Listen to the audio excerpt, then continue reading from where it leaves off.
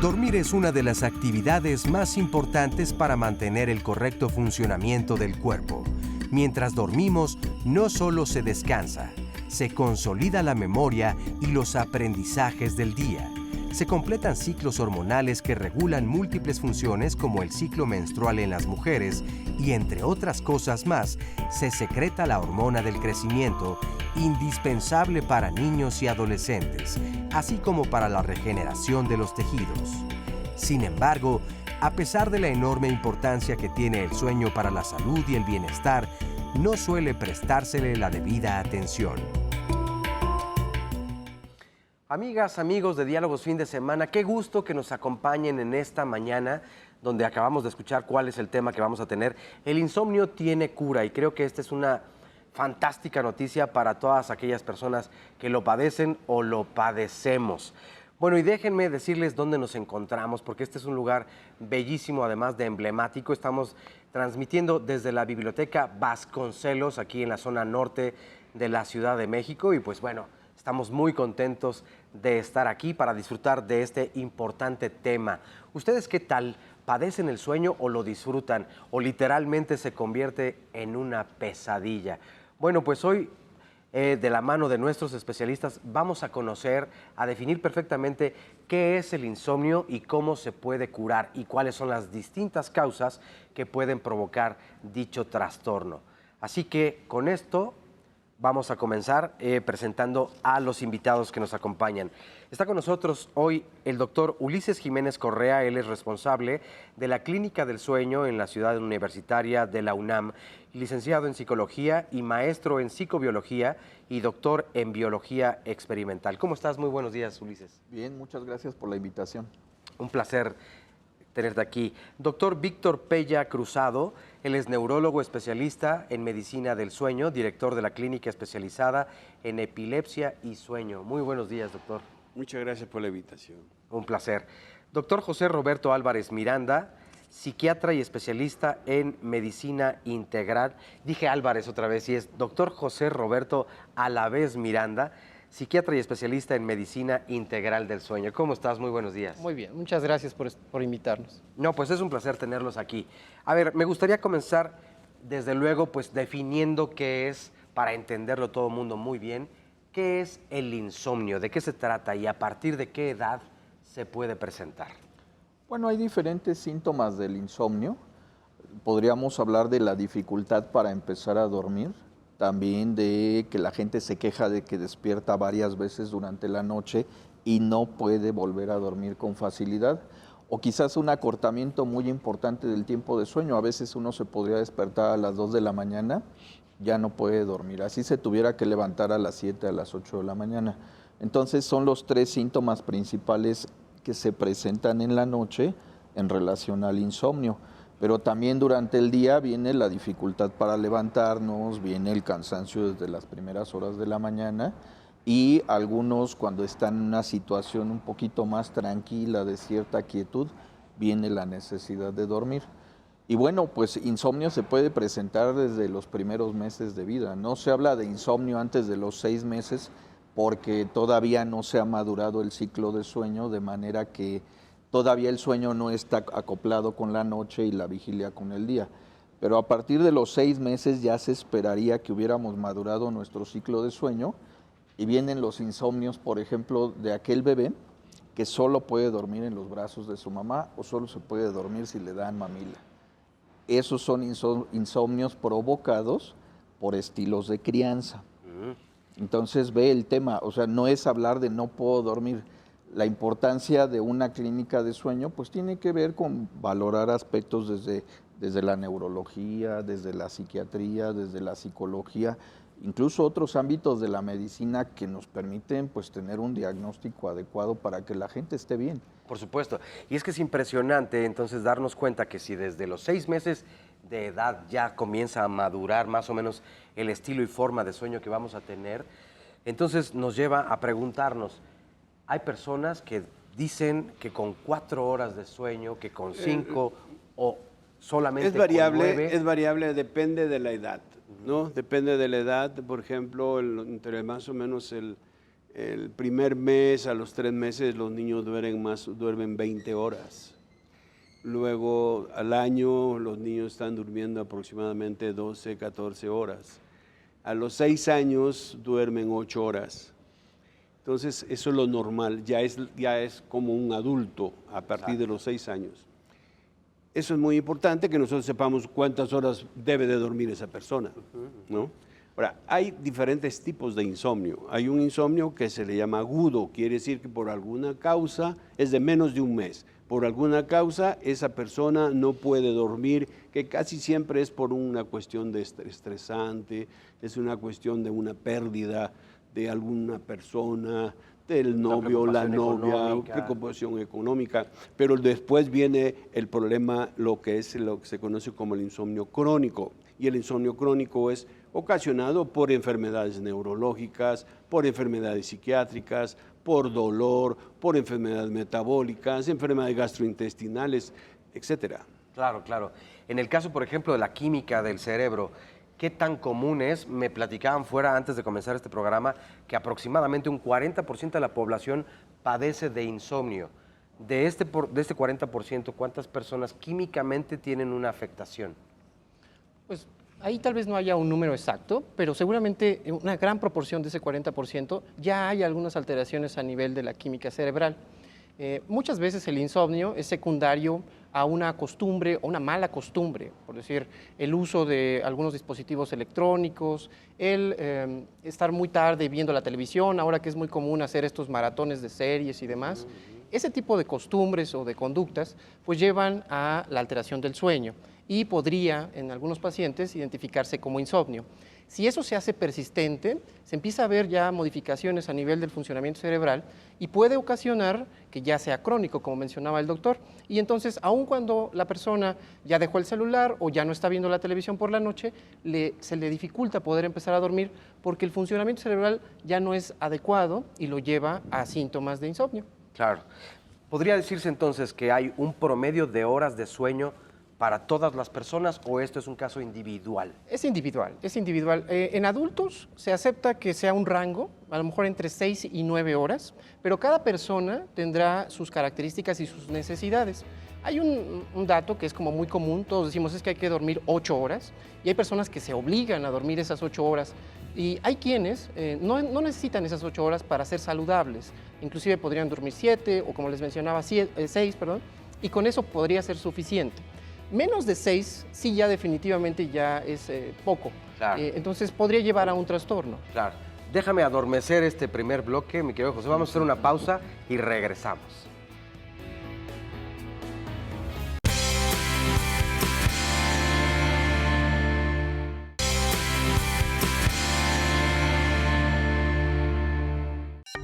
Las fases de sueño se dividen en dos importantes estadios, que es el sueño no more. En el sueño no more, a su vez, se subdivide en lo que sea la fase 1. La fase 1 representa pues, el 5% del sueño total y es cuando uno empieza a cabecear.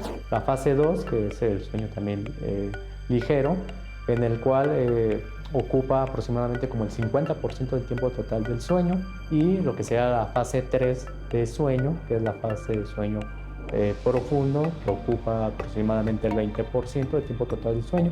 Esta fase 3 de sueño es muy importante ya que es el sueño profundo y reparador. Por lo regular el sueño N3 o el sueño profundo pues disminuye conforme incrementa la edad, y por el otro lado el sueño MOR, por su nombre, se refiere a lo que sean movimientos oculares rápidos, ya que estando dormidos pues empezamos a mover los ojos como si estuviéramos despiertos. Hay una ausencia de la función muscular o del tono muscular y el único músculo que está actuando pues es el diafragma para la respiración. En promedio una persona de 20 a 30 años pues, necesita dormir entre 7 a 8 horas. Sin embargo, los durmientes cortos necesitan a veces 4 o 5 horas para dormir, pues están muy activos, y los durmientes largos pues, necesitan más de 9 horas para poder tener un sueño profundo y reparador y pues no les afecta en su vida diaria. Este es un punto también, desde luego, pues muy interesante. Bueno, estamos viendo tomas desde donde estamos transmitiendo, que es la Biblioteca Vasconcelos. Vean este lugar que de verdad es magnífico. Si no lo han visitado, para que lo hagan. está ubicado pues muy cerca de Insurgentes, es en la zona centro, en la zona norte de la Ciudad de México, para que puedan darle una visita aquí a este espléndido lugar. Bueno, y estamos escuchando un punto muy interesante e importante, las fases del sueño. Generalmente no nos preocupa mucho pues a todas las personas más que poner la cabeza en la almohada y comenzar a dormir, si es que nos lo permite, entonces, todo esto que hablaban en un principio. Pero ¿cuáles son estas fases del sueño? ¿Y por qué si no tenemos un sueño prolongado, es decir, de un dormir hasta el despertar continuo, si va habiendo intervalos, interrupciones, no se llegan a estas fases que empezábamos a escuchar? ¿Y qué es lo que se interrumpe y cuáles pueden ser las consecuencias? Bueno, en términos generales se habla de lo que le decimos arquitectura del sueño, y esto se refiere a cómo se distribuyen las fases del dormir durante el tiempo que estamos dormidos. Entonces, bueno, el 50% del tiempo que dormimos debería de ser sueño ligero, y aproximadamente el 50% restante podría ser sueño profundo y sueño de movimientos oculares rápidos. ¿Qué le pasa al paciente con insomnio? Bueno, pues se están presentando despertares, volvemos a entrar a sueño ligero, esto incrementa su duración y va a disminuir lo que es el sueño profundo, el sueño de movimientos oculares rápidos. Y bueno, pues ¿cuál es el chiste? Pues se trata de que dormir nos ayude para descansar, pero a veces hay quienes pueden dormir 8, 9, 10 horas, ya sea porque tienen alguna enfermedad, como mencionaba el doctor, por si tienen algún otro trastorno de sueño, se está fracturando el dormir. Se incrementa el sueño ligero y al día siguiente pues viene la dificultad para levantarse y demás cosas. A esto se agrega el factor emocional, También ser insomne también se acompaña de ansiedad. Está uno bien nervioso. Hay gente que nos dice, yo ya no quiero que se haga de noche porque sé que no voy a dormir, ¿no? Claro. Y empiezan con este tema del nerviosismo, un factor que para empezar no deja empezar a dormir. Y luego viene la preocupación, ya me desperté, se me va a hacer tarde, no voy a estar bien al día siguiente. Incrementa la ansiedad, se va manteniendo durante la noche. Resultado, el tiempo de sueño se va a cortar y también la calidad. Va a haber menos sueño profundo, menos sueño de movimientos oculares rápidos. Al día siguiente estamos perfectamente mal. Hay momentos en los que podemos estar incluso hasta de mal humor y no tener idea a qué se debe. ¿Puede ser el sueño, la falta de sueño? Claro. Una de las causas de que la persona disminuya su memoria, principalmente es que no entra lo que se conoce el sueño de movimientos oculares rápidos. Porque en esa etapa es donde nosotros, digamos, o el cerebro, como si fuera una computadora, empieza a grabar todo lo que hemos vivido. Entonces, si esa persona no tiene el sueño REM, va a tener dificultad o disminución de su memoria. Claro, y entonces está la memoria, la ansiedad que se puede, desde luego, predisponer. Hay diferentes síntomas. Por ejemplo, en el niño. En el niño lo que va a tener es hiperactividad, inatención, va a tener dificultad para aprender, va a tener hipersonolencia diurna. Esos son los síntomas si el niño no ha dormido adecuadamente. En el adulto es diferente. Claro. En el adulto va a tener mucho sueño, va a tener disminución de su memoria, va a tener depresión o síntomas depresivos o ansiosos si no ha dormido adecuadamente. Además, diría yo, bueno, agregaría lo que está diciendo, que para los niños o para los adolescentes o preadolescentes, el crecimiento y la falta de sueño están completamente relacionados. Sí, totalmente. De hecho, bueno, en los niños, inclusive en adultos, durante el sueño hay fases, justamente estas fases que estaba comentando el doctor Barrera, que nos habló acerca de ello.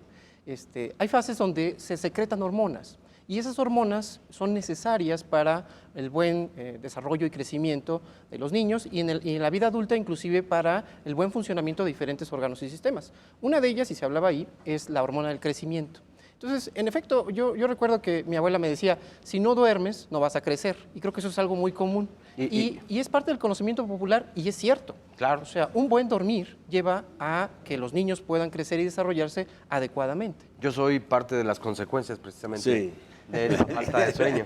No, inclusive hasta en los adultos, Sí. esta misma hormona del crecimiento también tiene implicaciones. Obviamente un adulto pues ya no, tal vez no va a crecer en cuanto a estatura, pero la calidad de la piel, Claro. el funcionamiento cerebral, el funcionamiento de varios órganos y sistemas se ve mejorada si es que uno duerme bien, porque estas hormonas, entre ellas la hormona del crecimiento, están funcionando adecuadamente o se están secretando adecuadamente. Ahora, hay personas que no tenemos buenos hábitos del sueño, que interrumpimos nuestro sueño, pero hay otras personas que tienen ciertas labores, ciertos trabajos que tienen que estar entonces despiertas durante, es decir, un velador. Hay algunos oficios que no permiten este sueño. Nos lo pregunta Mina Ikram Cosío Talavera Pessoa. ¿Cuáles son las consecuencias de tener un trabajo que pues el turno es nocturno? Es que son varias cosas. Uno, hablaban hace un momento de hormonas y hay una que es crucial para empezar a dormir, la melatonina. La melatonina la secretamos en nuestro cerebro cuando estamos a oscuras y eso sirve para empezar a dormir. Hablabas hace un momento de hábitos de sueño. Bueno, estamos en la recámara, todo mundo en este momento puede ir poniéndole palomita al que tiene la televisión encendida y así están acostados antes de dormir. Quedan el unos segunditos celular. antes de ir a una pausa. ¿Te parece Ok, bien? perfecto, Para lo darle retomamos. oportunidad a nuestro público que tome justamente la libreta y vaya anotando todos estos puntos y palomeando los que hace y los que deja de hacer para tener un buen sueño. Así que pausa y regresamos, no se vayan.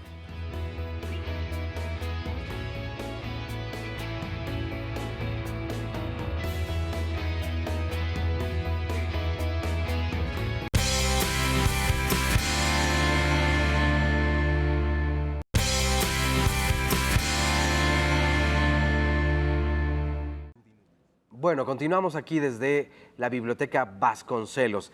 Y entonces nos quedamos en el bloque anterior con un tema bien interesante.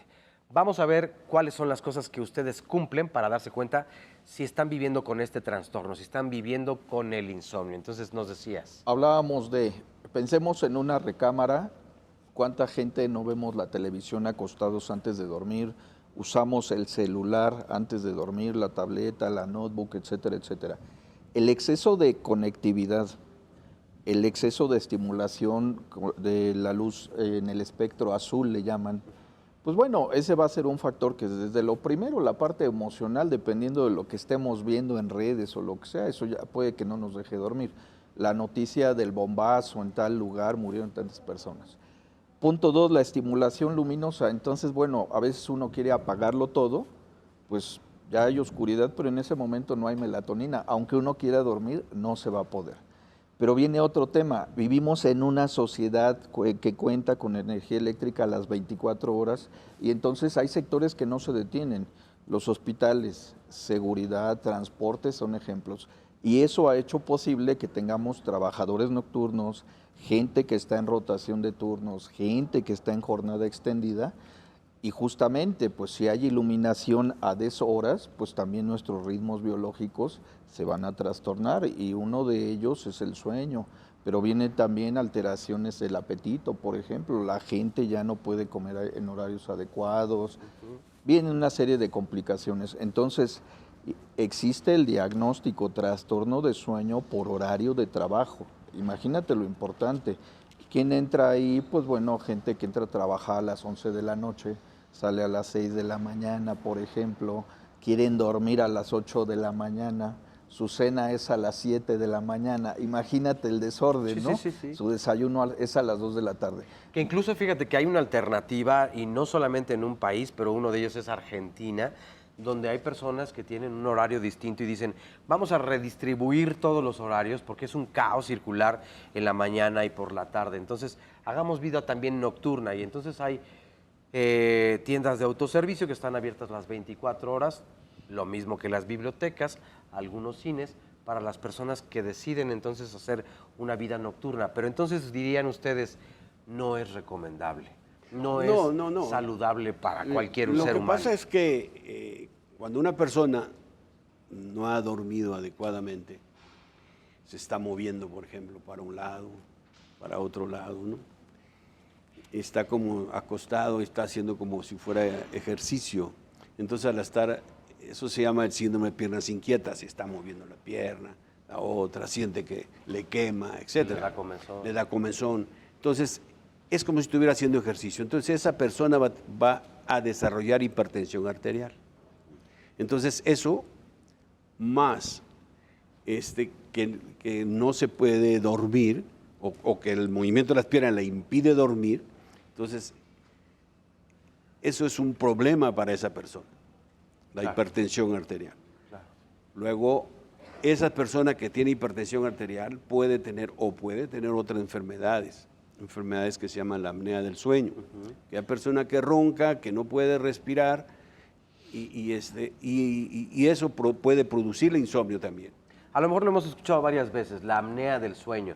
Hay quienes dicen, es un sinónimo del ronquido. ¿Es así? No. ¿O cómo se define la apnea del sueño? No, la apnea del sueño hay una dificultad entre la entrada y la salida del aire, o la vía respiratoria superior. Entonces se produce ese ronquido. El problema no es ese, el problema es que la persona deja de respirar porque tanto la úvula o la campanilla se obstruye, se va para atrás, o la lengua se va para atrás, y entonces obstruye la vía respiratoria y produce que la persona no respire, o respire muy levemente, que se llama hipoapnea. Es eso. Y de hecho, ese trastorno, la apnea de sueño, muy frecuentemente se manifiesta, o por lo menos el paciente lo refiere, como insomnio. Porque, si recordamos hace un momento, hablábamos de las definiciones de insomnio. Tiene que ver con la dificultad para poder dormir, pero también tiene que ver con una mala calidad de sueño. Habrá personas que duerman, a lo mejor me dormí 8 horas, pero al despertar o al siguiente día se sienten cansadas y fatigadas o no rinden. Entonces dicen, bueno, duermo, pero creo que la calidad de mi sueño es mala. Y muchas veces esa calidad de sueño está alterada justo por este problema que comenta el doctor. Esta apnea del sueño no nos permite una adecuada oxigenación mientras estamos dormidos. Pensaríamos que al estar dormidos, pues muchos de nuestros órganos no están funcionando. De hecho, ese es un mito común, que no están en actividad, al contrario, están descansando. Sin embargo, el cerebro no es así. De hecho, el cerebro está, inclusive hasta más activo en algunas fases del sueño, más activo que durante la vigilia, mientras estamos despiertos. Y si ese cerebro no está recibiendo suficiente oxígeno, pues entonces funciona mal y las consecuencias las vivimos al día siguiente. Entonces, la apnea del sueño es algo que se debe evaluar porque podría ser una de las enfermedades que son comórbidas, que están a un lado o que pueden estar potenciando el insomnio. Claro. Ahora, por otro lado, yo creo que hay noches en donde decimos, qué bien dormí y tal vez no tuve la misma cantidad de horas que va relacionado a lo que... Porque ahí es lo que se llama el sueño reparador, ¿no? O sea, el insomnio es porque tú no tienes un sueño reparador. Eso es. Que las fases del sueño no se cumplieron como debieron haber sido. Es decir, hay personas que, por ejemplo, se levantan de forma involuntaria con ganas de orinar. Entonces, el sueño se ve interrumpido porque fisiológicamente tú dices, ay, ya no aguanto, y entonces te tienes que levantar. Tampoco es sano, algo está ocurriendo. Es decir, habría que ir a checarse a un médico para ver por qué razón. Una de las causas, por ejemplo, que la persona va a orinar frecuentemente, o orina durante la noche frecuentemente, es porque tiene apnea del sueño.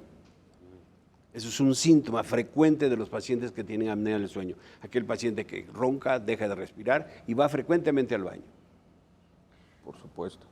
Pero fíjate, hay más enfermedades que pueden provocar esto. Por ejemplo, la diabetes. Alguien que no tiene diagnóstico de diabetes, no ha ido al médico, no lo han diagnosticado, puede llegar con nosotros quejándose de que se le interrumpe el sueño porque va varias veces a orinar y bueno, pues resulta que ya empezó con esta enfermedad de diabetes mellitus. Entonces, ese es un tema. En el sexo masculino, sobre todo el tema de la inflamación de la próstata, también la gente se despierta varias veces con la necesidad de ir a orinar. Entonces, justo eso es lo importante de tener una evaluación integral del paciente. No es nada más, no puedo dormir, tómese este medicamento para que se quede dormido. Hay que ver al indicado, hay que ver si es un tema de enfermedad, si es un tema emocional. Claro. Bueno, vamos a ver el siguiente material. Datos de la Encuesta Nacional de Salud y Nutrición, ENSANUD 2016, evidenciaron que el 28.4% de la población encuestada, equivalente a más de 20 millones de mexicanos, padecen dificultad para dormir. Además, unos 15 millones de personas dijeron padecer algún trastorno del sueño. Analizando los datos, tenemos que aproximadamente para 35 millones de mexicanos, el insomnio o la apnea son los padecimientos más frecuentes.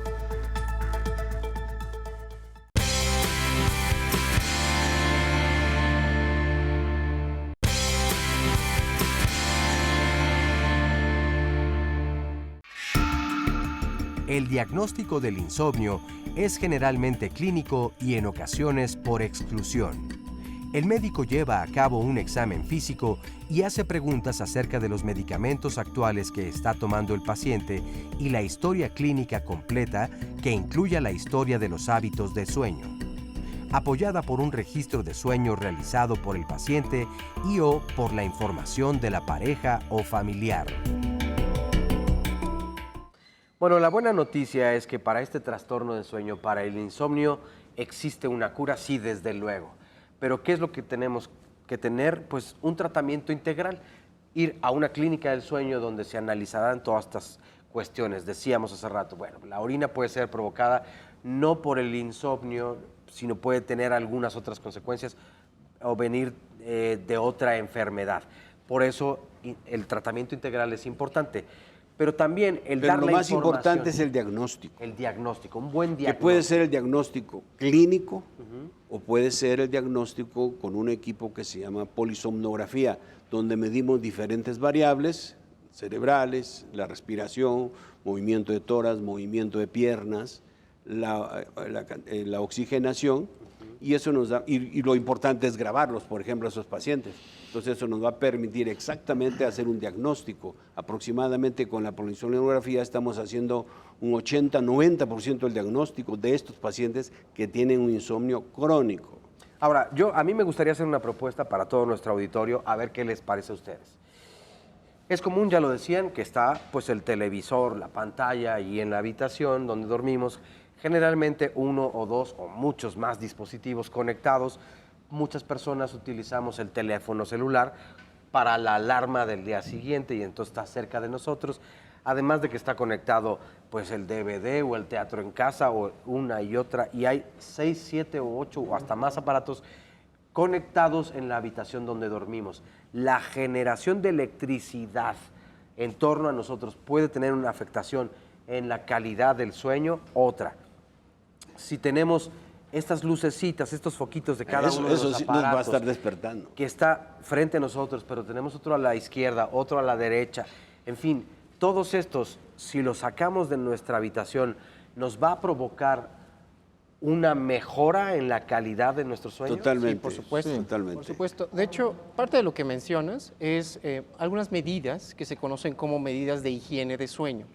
Muchos de los pacientes que tienen insomnio, independientemente de la causa, obviamente es fundamental identificar la causa, pero muchos de ellos mejoran solo si ponemos en práctica estas medidas de higiene de sueño.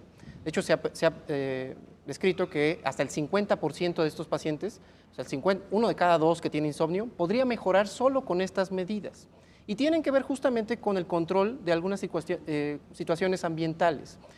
Obviamente debemos dormir en un lugar donde no haya fuentes de luz, desde el teléfono, la computadora, las tablets y demás, hasta inclusive estas fuentes de luz que tal vez sean mínimas, como estos pequeños focos rojos de stand-by, que ya cuando está todo oscuro, y aunque tengamos los ojos cerrados, logra traspasar el párpado. El párpado es muy, muy delgado. Y entonces, aunque estemos dormidos, nuestro cerebro sigue percibiendo ese estímulo de luz, y eso ocasiona que tengamos una mala calidad de sueño. Sí estamos dormidos, pero nuestro cerebro está activo debido a esa pequeña cantidad de luz y no nos lleva a las necesidades para tener al otro día un desempeño adecuado y no haya los otros síntomas que ya se mencionaron. Esa es una de las medidas, la oscuridad absoluta. Otra de las medidas es tener un lugar confortable para dormir. Muchas veces hay pacientes que duermen con la ventana abierta o con la puerta abierta y eso ocasiona... O con ventilador, o con ventiladores o aire acondicionado. Y hace frío, ¿no? Exacto, ocasiona cambios de temperatura, que al principio tal vez sean cómodos, porque generalmente lo hacen porque tenían calor, pero ya que pasa el tiempo en la noche, pues ya generan frío, generan cambios o variaciones de temperatura, y eso tal vez no nos logre despertar, pero sí van a alterar nuestra calidad de sueño. Nos obligarán a estarnos moviendo, a buscar una cobija, o inclusive sí podría hasta despertarnos para apagar el aire acondicionado, para cerrar la puerta, y ya eso ya fragmentó el sueño. Esa es otra de las medidas de higiene de sueño. Un lugar confortable, con una temperatura adecuada, con mínimas cantidades de luz, sin ruido. Que aquí en la ciudad, pues eso es muy, muy difícil. O sea, claro. pasa el camión a un lado de la casa y hace ruido y despierta, vibra y timbra. demás. Y bueno, todo eso también está alterando nuestra calidad de sueño. Muchos pacientes, pues como no pueden cambiar de domicilio, lo que hacen es usar tapones para no estar escuchando este ruido, usan antifaz y eso hace que ya por lo menos el exceso de luz pues no sea tan intenso y eso puede mejorar su sueño. Esas son de las principales medidas de sueño, pero hay varias de estas y estas pueden ayudar a que pueda dormir uno adecuadamente. Y ahora, regresando un poco en cuanto a, ok, quiero tratarme y quiero asistir a una clínica del sueño. Mencionabas hace rato que, por ejemplo, si se presenta la orina durante la noche, puede ser a consecuencia de otra enfermedad, por ejemplo, la diabetes. Pero la falta del sueño o el insomnio prolongado puede provocarnos también vivir con diabetes. Puede ser una de las causas que provoque ¿Cómo? o no. Es decir, ¿qué enfermedades puede provocar el que yo viva El con insomnio no va a provocar diabetes. Ok. Eso sí está claro. Total. ¿Hay alguna enfermedad que sí pueda derivarse Si del tenemos insomnio? riesgos, si ya tenemos antecedentes familiares de enfermedades, hablemos de hipertensión, hablemos de diabetes, pero además tenemos mala calidad de sueño, podría ser por apnea del sueño, podría ser por algún otro trastorno del dormir. Se Esto sí incrementa la posibilidad. eso sí ya se tiene bien identificado, que nos va a llevar Puede cada vez con predisponer, mayor digamos, ¿no? Pero no que sea que no te lo provoque. pues, Directamente. o sea, para que no se malentienda. Claro. Claro. No, y de hecho, hay datos duros. Por decir, desde el área que yo veo más, que son cuestiones de salud mental, un paciente insomne, con insomnio crónico, tiene 2 veces más probabilidad de desarrollar depresión. O sea, de una persona que duerme bien, quien duerme mal es el doble de probabilidad. Y un dato similar sucede con problemas de ansiedad. Los problemas de ansiedad y depresivos y de insomnio son bidireccionales. En ocasiones empieza el insomnio y eso lleva o favorece que se presente depresión o ansiedad. O en ocasiones empieza el problema depresivo o ansioso y eso, como consecuencia, lleva al insomnio. O sea, de las dos formas. Claro. Ahora, por ejemplo, otro caso es el de Normi Sandoval, que nos dice, yo tengo 5 meses de embarazo, soy enfermera y trabajo de noche. Esta condición me permite dormir durante el día 3 o 4 horas, pero me gustaría saber si existe alguna consecuencia para mi bebé o no. Y gracias, Normis, ahora te responden, pero además, sumando a todo esto que dice Normis, yo diría, para quienes no hemos podido dormir durante la noche, estas horas en promedio recomendadas, tenemos 1 o 2 horas tal vez a lo largo del día, otro sueño que es la siesta, en fin. ¿Estas recuperan esas horas de sueño o no hay sueño que se recupere? no necesariamente. Ya lo perdiste, más bien trátalo de hacer después, ¿no? Son paliativos, Sí. se Sí. pueden usar como una medida de recuperación, pero no te van a dar el mismo efecto que dormir de manera continua Claro. toda la noche. ¿Y en el caso del embarazo? Pues lo que pasa es que la enfermera, por su Naturaleza del trabajo. por su trabajo, ¿no? Ella, lo ideal es que trate de dormir unas 4 o 6 horas más, ¿no? Porque, más que todo, porque ella va a tener, no que tenga dificultad el niño, Claro. sino que puede... Le continuamos respondiendo Sí. ahorita después Ok, de esta pausa. ok.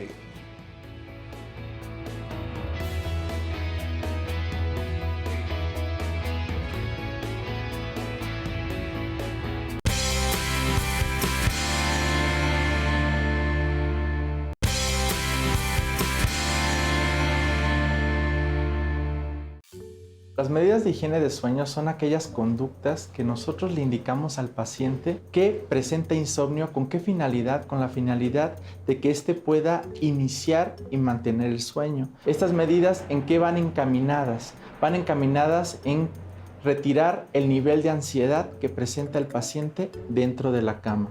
Las más importantes son, una, que el paciente mantenga horarios regulares del sueño. Le tenemos que indicar al paciente que tiene que tener 1 hora para dormirse y otra hora para despertarse y estrictamente cumplir durante todos los días de la semana estos horarios.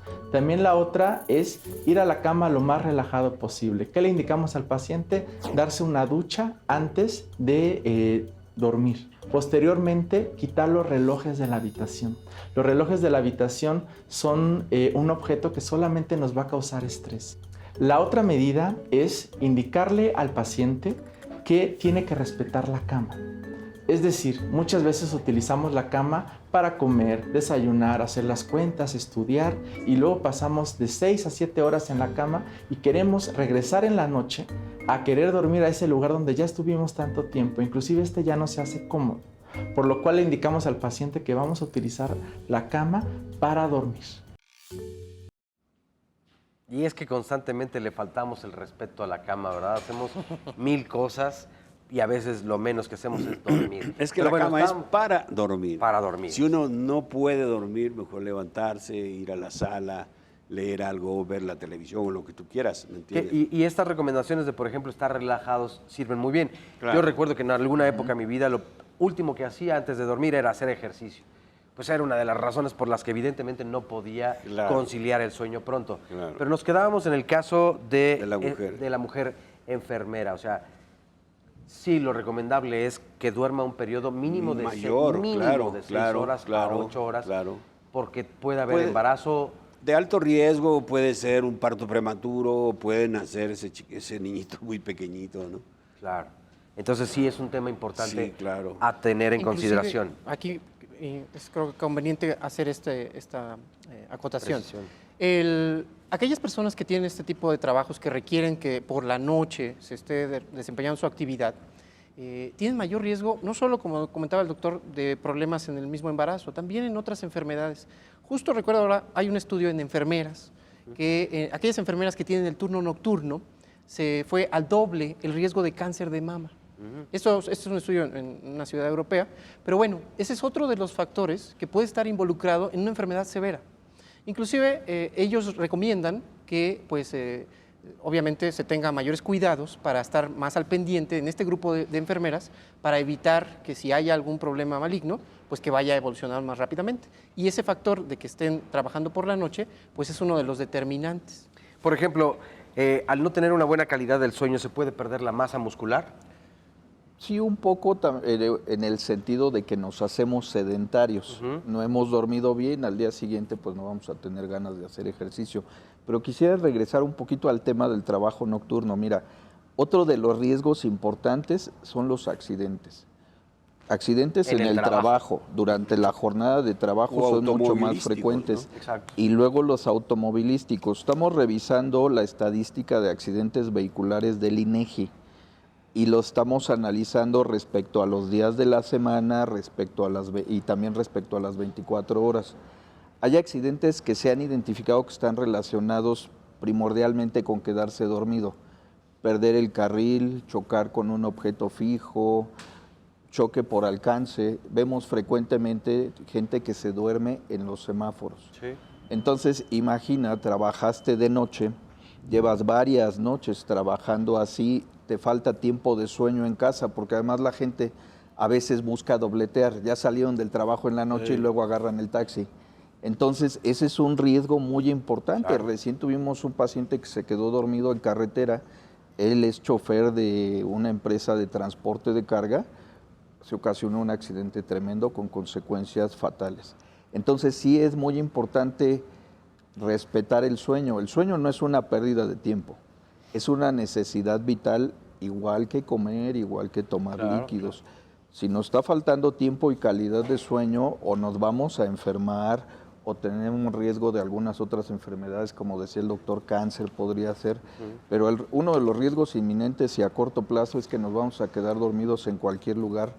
Un accidente como peatón por no ver que ya se puso la luz en verde, un choque, con todas las consecuencias. Entonces hay que tenerle respeto al sueño, por supuesto. Y otra que va a llamar mucho la atención seguramente de nuestro auditorio es la falta de sueño puede provocar un desorden en los hábitos de alimentación, pero sobre todo en el peso o sobrepeso que podemos generar. Sí. Sí, definitivamente. De hecho, el sueño ya se considera un factor determinante para poder estabilizar el peso. Muchas personas dicen, bueno, yo hago dieta, hago ejercicio, estoy al pendiente de lo que como, pero aún así no bajo de peso o se me dificulta bajar de peso. Y en ocasiones es porque están teniendo un mal sueño.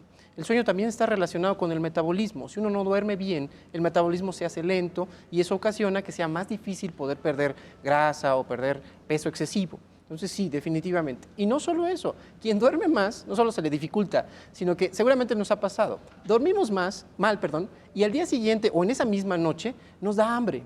O sea, tengo ganas me voy a echar un panecito, me voy a tomar un vaso de leche o algo más. ¿Por qué? Porque justamente muchas de las sustancias que están relacionadas con la regulación del apetito se salen de control cuando uno no duerme bien. Y entonces ocasionan que quien no duerme bien tenga más apetito o deseo de alimentos con azúcares o dulces y demás, y además se le dificulta bajar de peso. Entonces, también tiene mucho que ver con eso. Y la otra es la vida sedentaria asociada. Entonces, estamos hablando de más carbohidratos, pero no hago ejercicio. Se genera una bola de nieve. Resultado, pues, es que vamos a subir de peso, pero vamos a dormir mal, porque también subir de peso es un factor de riesgo de ronquido y de problemas como la apnea del sueño. Claro. Entonces, se cierra un círculo vicioso, duermo mal, subo de peso, tengo otros problemas de sueño.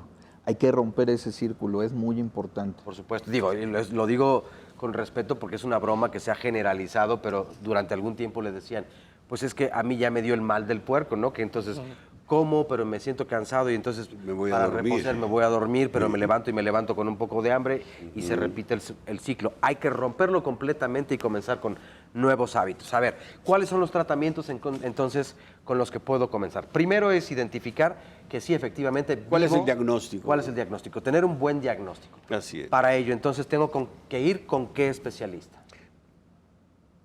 Los especialistas actualmente que existen, que tratan esto, son los especialistas en medicina del sueño. Pero hay diferentes, ¿no? O sea, por ejemplo, si es un paciente que tiene insomnio, pero tiene una enfermedad de Parkinson, entonces tiene que ir con el neurólogo. Si es un paciente que tiene insomnio, pero tiene depresión o ansiedad, tiene que ir con el psiquiatra. Si es un paciente que tiene reflujo gastroesofágico, tiene que ir con gastroenterólogo. O sea,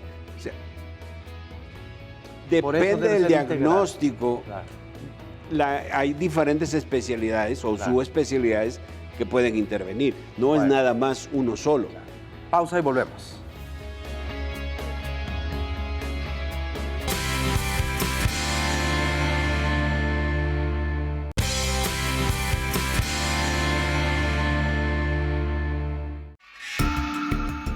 El sueño es importante para la salud en general. Cuando no se duerme lo suficiente, la persona puede sentirse cansada y se afecta su rendimiento, incluida la capacidad de pensar con claridad, reaccionar rápidamente y formar recuerdos. Esto puede llevar a tomar malas decisiones y ponerse en situaciones de riesgo, por lo que la persona es más propensa a sufrir accidentes. La privación del sueño también puede afectar el estado de ánimo. Y que si lo puede afectar y lo afecta en muchas personas, de hecho un servidor yo creo que se ve afectado. Pero a ver, decíamos entonces, la importancia de las clínicas del sueño, de un buen diagnóstico, y qué es lo que pasa en una clínica de sueño. Si yo voy con un trastorno del sueño, insomnio, que es uno de ellos, ¿qué es lo que pasa? ¿Cómo me atienden? Pues lo primero que se hace es una historia clínica, un interrogatorio, una exploración. Posteriormente se realiza un estudio polisomnográfico si el paciente es candidato para ese estudio y ya se decide, bueno, cuál es su diagnóstico. Y dependiendo de eso, se le da el tratamiento, ¿no? Muy bien. El tratamiento es muy variable, puede ser medidas higiénico-dietéticas o también medicamentos, por ejemplo, para la depresión o medicamentos para el síndrome de piernas inquietas o para el reflujo gastroesofágico, depende. Claro. Eso es muy importante, mira, tener un diagnóstico adecuado y conducir al paciente con el especialista, pero que además sepa de trastornos de sueño, porque eso es muy importante. No todos los neurólogos, no todos los psiquiatras, no todos los psicólogos sabemos de sueño. Claro. Llega la gente a la clínica de sueño, el motivo es tengo insomnio, bueno, con la entrevista clínica, con la exploración determinamos si ahí se puede iniciar un tratamiento, generalmente sí, en el sentido de que todo mundo tenemos mala higiene de sueño, todo mundo llevamos a cabo cosas que nos ponen en riesgo de tener insomnio. Ahí se puede empezar y es como iniciamos en la clínica de sueño de la UNAM. Hay datos de alguna otra enfermedad, ya sea algún otro trastorno de sueño, se le indica que se haga su estudio de sueño para continuar el tratamiento. hay manera de, bueno, hay síntomas de otras enfermedades, pues bueno, ya se puede derivar con el especialista correspondiente. Pero justo el tema es, no solo se trata de tengo insomnio y duermo al paciente con medicamentos, porque ahí sí te digo, más de la mitad de la consulta de insomnio es de gente que tiene dependencia a las mal llamadas pastillas para dormir. Ahora ya la gente dice, oiga, tengo insomnio, quiero dormir, pero no quiero medicamentos. Y te lo dicen, no me quiero hacer dependiente. Bueno, se puede iniciar con el tratamiento psicológico, es una opción bastante buena, da buenos resultados, pero sin desconocer que puede haber otros factores que estén ahí, digamos que contribuyendo con el problema. Claro. Se puede llevar un tratamiento alternamente psiquiátrico y en una clínica del sueño. Y el tratamiento pues deberá ser integral. Justo como comenta el doctor Ulises, pues sí, lo primero es una evaluación completa que incluya la historia clínica y la exploración física, pero hay que identificar cuáles son los factores que están llevando al mal dormir, en este caso al insomnio. Y una vez que se identifican esos, si son de origen neurológico, psiquiátrico, respiratorio o de otros orígenes, habrá que encaminarlo al lugar a donde va a obtener la atención más adecuada. Okay. Habrá otorrinolaringólogos, psiquiatras, neurólogos, psicólogos, que tendrán entrenamiento en sueño y que podrán darle el tratamiento adecuado y mucho más específico. Ok. A ver, vámonos rápido entonces con las preguntas y respuestas. Nos dice Manuel Henderson Scott, duermo 12 horas diarias y aún tengo sueño. Siento que no tengo sueño reparador y me siento todo el día somnoliento. He realizado cuestionamientos sobre el problema y me han recomendado realizarme una polisomnografía, Es lo que porque me había traído serios problemas de salud, como taquicardia y algo como dicen. ¿Qué me recomiendan? Bueno, pues ese justamente paciente es muy probable, por los síntomas que tú mencionas, que tenga una apnea del sueño. ¿Por qué razón? Porque el paciente que tiene apnea del sueño o deja de respirar cuando está dormido, hace esto, deja de respirar, pero el cuerpo tiene que de alguna manera respirar, si no se va a morir. oxigenarse, claro. Y entonces se va a despertar. Claro. Entonces va a tener constantemente despertares. Y en el día esa persona lo que tiene es mucho sueño. Ok. Nos Y dice es muy Marcela, probable. Nos dice Marcela Cuevas, ¿podrían hablar de la hipersomnia? En la clínica del sueño del siglo otra XXI me la diagnosticaron y me dijeron que no tiene cura, Esa es pero que puede haber narcolepsia. consecución de la depresión, la tiroides y en general, y no han encontrado nada. Sufro por la incapacidad de controlar el sueño. Me quedo dormida en cualquier momento, manejando, estando parada. Eso es etcétera. una enfermedad que se llama narcolepsia. La narcolepsia se manifiesta principalmente, es eso, ¿no? De que la persona duerme mucho y principalmente tiene muchos sueños REM, o de movimientos oculares rápidos. Y durante el día, pues duermen constantemente, o muchos durante el día. Ahí se hace una prueba que se llama la prueba de latencias múltiples del sueño, se hace 5 veces, se hace que se duerma, digamos, 10 minutos y se ve en qué tipo de etapa del sueño tiene, luego 2 horas vuelve otra vez a repetirse, se hace 5 veces esa prueba. Si esa prueba es positiva, el paciente tiene narcolepsia y hay que darle medicamentos para narcolepsia. Hay que identificar, aquí este problema de la hipersomnolencia, pues es el otro polo. Estábamos hablando del insomnio, en donde falta el sueño o no es de buena calidad. Acá, por lo que comenta, pareciera que está durmiendo de más. Y entonces, eso también es un problema. La hipersomnolencia puede ser originada por varios factores. En efecto, concuerdo con el doctor, pareciera una narcolepsia, pero habría que identificar bien qué es lo que está sucediendo. Ronquido, Y sí puede por haber ejemplo. tratamiento. Decir que no tiene cura, pues algo muy desalentador. Hay varios tratamientos que pueden mejorar ese tipo de síntomas. Convendría, bueno, supongo que está en una clínica de sueño, convendría que O si no, que asista a una clínica de sueño. pidiera por supuesto. esa valoración, exacto. Al menos se podría controlar. Claro, Exacto. Quizás no porque es hay curable medicamentos, como la diabetes, hay medicamentos pero se puede estimulantes. controlar, ¿no? Medicamentos estimulantes que funcionan muy bien para esos pacientes. Tenemos un par de minutos para despedir el programa, pero me gustaría, por ejemplo, que recomendaran rápidamente. ¿Una buena almohada ayuda? ¿Un buen colchón ayuda? Sobre todo una buena almohada y un buen colchón limpios. Limpio. Una recámara debe estar libre de polvo, libre de humedad, debe de estar siendo sacudida, aspirada Para que regularmente. respiremos Pues adecuadamente. para no tener al menos riesgos de alergias, ¿no? Claro, Pero claro. recordemos cómo es una recámara de un adolescente. Entonces, Sí, sí. justo ahí tenemos un tema muy importante. Los hábitos alimentarios, Por supuesto. Totalmente. el hacer ejercicio, Hay que Indudable. hacerlo de preferencia por la mañana. Hay quienes en la tarde lo hacen y les puede favorecer el sueño. Y funciona muy bien. Exacto. Hay personas que lo hacen Pero tarde-noche y les funciona muy bien. La mayoría de las personas, Sí. de hecho, se recomienda que sea más por Sí, la por mañana. Por la mañana. Por la mañana, muy Sí. bien. Bueno, pues tenemos un minutito. Quiero agradecerles mucho su presencia, todas estas recomendaciones. Pueden buscar las personas que tengan dudas acerca de todos los trastornos del sueño. Hay una página, hay una asociación que se recomiende para buscar esta información. Sí, cada una de las clínicas, en el caso de la UNAM, bueno, contamos con la oportunidad de recibir a toda la gente, informamos a la gente.